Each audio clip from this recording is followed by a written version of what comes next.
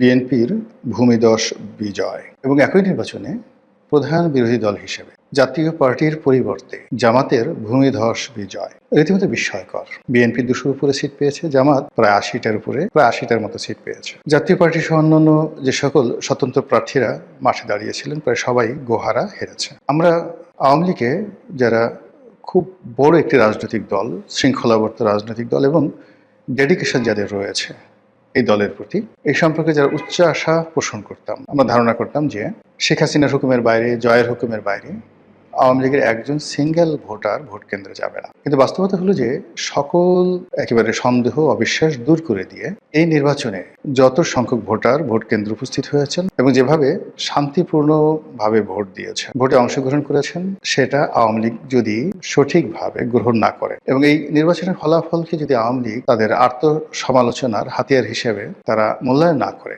তাহলে বহু বছর তাদেরকে উদ্ভ্রান্তের মতো ঘুরে বেড়াতে হয়। প্রকৃতির যে একটা বিচার, সেই বিচারের কারণ আওয়ামী লীগের যে পতন হলো, সেই পতনের জন্য যতটা না জনগণ দায়ী, যতটা না দেশের মানুষ রাজপথে নেমে এসেছিল, কিংবা যতটা না আওয়ামী লীগ করেছে জনগণের বিরুদ্ধে, তার চেয়ে সবচেয়ে বড় বিষয় হলো প্রকৃতি এমন সব ঘটনা ঘটিয়ে দিয়েছে যে ঘটনার ফলে 15 বছরের একটি শক্তিশালী শাসনের পতন হয়েছে। এবং এই ভোটের একদিন আগ পর্যন্ত আওয়ামী লীগের যারা লোকজন তারা শতভাগ নিশ্চিত ছিল ভোট হবে না। দ্বিতীয় ছিল যে ভোট যদি হয়, তারা যারা আওয়ামী লীগ করেন তারা কখনো ভোট কেন্দ্রে যাবেন না। এবং আমি নিজেও ব্যক্তিগতভাবে মনে করতাম যে আওয়ামী লীগের এই যে আত্মবিশ্বাস, সেটা হয়তো সঠিক এবং আওয়ামী লীগের ভোটাররা যদি ভোট কেন্দ্রে না যায়, ভোট কোনো অবস্থাতে উৎসবমুখর হবে না, অংশগ্রহণমূলক হবে না এবং 20-25% ভোট হবে কিনা সন্দেহ, এরকম একটা ধারণা আমারও ছিল। কিন্তু বাস্তবতা হলো যে নির্বাচনের দিন এই হাতে গোনা কিছু ভোট কেন্দ্র ছাড়া প্রায় সব ক্ষেত্রেই ভোটাররা হুমড়ি খেয়ে পড়েছেন। এখানে কোনো ইলেকশন ইঞ্জিনিয়ারিং ছিল কিনা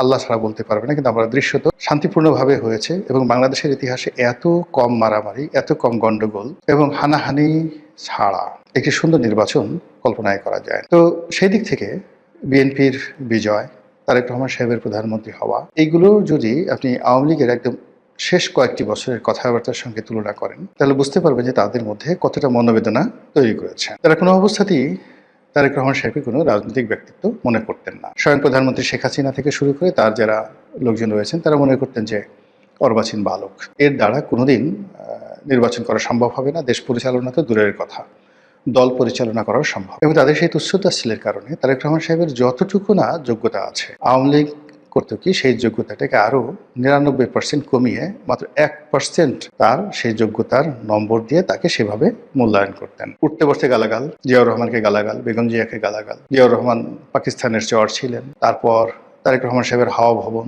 দুর্নীতি, অনিয়ম, যথেচ্ছার, যা নিয়ে আওয়ামী লীগের লোকজন যেভাবে কথাবার্তা বলেছেন, আপনি ওই সময় সংসদের যে কার্যপ্রণালী বিধি রয়েছেন সেগুলো শুনলেই বুঝতে পারবেন যে ওই সময়টিতে আওয়ামী লীগের নেতৃবৃন্দ, শেখ সেলিম থেকে শুরু করে অন্যান্য সিনিয়র নেতৃবৃন্দ, এমনকি তোফায়েল আহমেদ, আমির হোসেন আমু, মতিয়া চৌধুরী এবং স্বয়ং প্রধানমন্ত্রী শেখ হাসিনা বেগম জিয়া সম্পর্কে, জিয়াউর রহমান সম্পর্কে, তারেক জিয়া সম্পর্কে কী সব কথাবার্তা বলেছেন।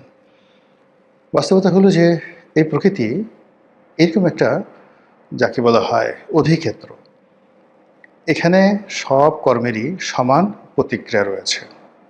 2001 সন থেকে 2006 সন পর্যন্ত বিএনপি আওয়ামী লীগের সঙ্গে যে কাজগুলো করেছে, প্রকৃতি তাদেরকে ফিরিয়ে দিয়েছে। আবার 2009 থেকে 2025 পর্যন্ত আওয়ামী লীগ যে কাজগুলো করেছে বিএনপির প্রতি, সেই কাজের প্রতিদানও প্রকৃতি প্রথমত বিএনপিকে দিয়েছে, দ্বিতীয়ত আওয়ামী লীগকে দিয়েছে। আওয়ামী লীগ এখন কী করবে? তারা যতবার শুনবে যে প্রধানমন্ত্রী তারেক রহমান জাতির উদ্দেশ্যে ভাষণ দেবেন, প্রধানমন্ত্রী তারেক রহমান ভারত ভ্রমণে যাবেন, আর বিমানবন্দরে তাকে অভ্যর্থনা জানানোর জন্য স্বয়ং নরেন্দ্র মোদী উপস্থিত, এ দৃশ্য যখন শেখ হাসিনা দেখবেন, তার লোকজন দেখবেন, তাদের কেমন লাগবে, কতটা কষ্ট তারা পাবেন। তারা কি তারেক রহমান সাহেবের যে সাহায্য, সহযোগিতা, অনুকম্পা, এগুলো নিয়ে বাংলাদেশে আসবেন, রাজনীতিতে পুনর্বাসিত হবেন? অথবা তারেক রহমান সাহেব যদি তার উদারতা ভুলে গিয়ে প্রতিহিংসা পরায়ণ হয়ে ওঠেন আওয়ামী লীগের মতো, এবং আওয়ামী লীগের লোকজনদেরকে তিনি তার গতানুগতিক বাংলাদেশের যে ট্রেডিশন, সেই ট্রেডিশন অনুযায়ী শাস্তি দেন, মামলাগুলো চালিয়ে নেন, যেগুলো আইসিটিতে মামলাগুলো চলছে সেই মামলাগুলো তিনি চালিয়ে নেন, এবং আওয়ামী লীগ যেভাবে বলতো 11-এর সময় যে মামলাগুলো হয়েছিল বেগম জিয়ার বিরুদ্ধে, তারেক রহমান সাহেবের বিরুদ্ধে সেই মামলাগুলো আওয়ামী লীগ চালিয়ে নিয়েছিল এবং বলছিল আমরাতেই মামলাগুলো দেইনি। এই মামলাগুলো ১/১১ সময়টিতে যারা সেনা শাসক ছিলেন তারা দিয়েছেন।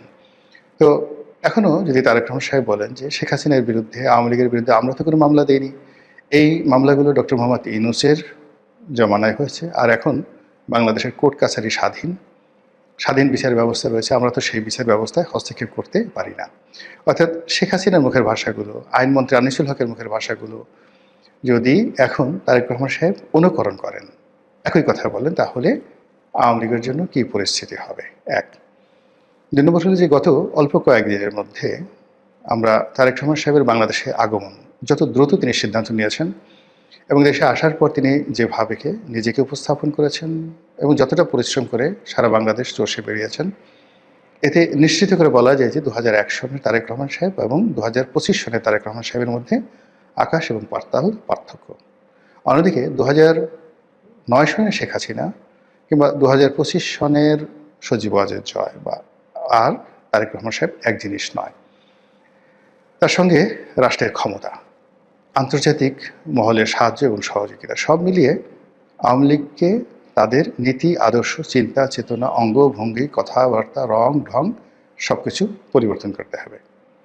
আদারওয়াইজ এই রাজনীতিতে তাদের ফিরে আসাটা সুদূর পরা হতো। ধরুন তারেক রহমান সাহেব তো প্রায় ১৭ বছর পরে এলেন। এখন জয় যদি ১৭ বছর পরে আসেন, জয়ের বয়স এখন প্রায় ৫৫ বছর, ১৭ বছর পরে জয়ের বয়স কত বছর হবে?